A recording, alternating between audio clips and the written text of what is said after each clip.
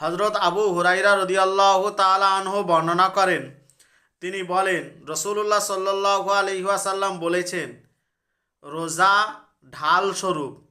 সুতরাং রোজাদার ব্যক্তি অশ্লীল কথা বর্বর কাজ হইতে বিরত থাকবে এবং যদি রোজাদার ব্যক্তির সঙ্গে কেউ ঝগড়া করে এবং গালিগালাজ করে, রোজাদার ব্যক্তি তাকে বলবে আনা সয়িমুন, আনা সয়িমুন, এই কথাটি দুবার বলবে, আমি রোজা রেখেছি, আমি রোজা রেখেছি।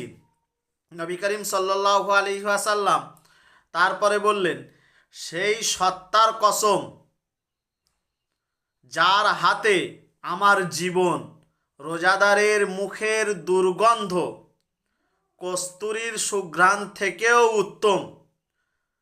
তারপর তিনি বললেন, আল্লাহ পাক বলেছেন, রোজা আমার উদ্দেশ্যেই, রোজার পুরস্কার আমি নিজেই দিয়ে থাকি।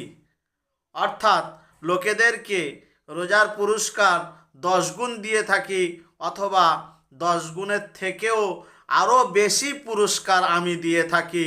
রাহুল বুখারী। হাদিসটি এখানেই সম্পূর্ণ হলো।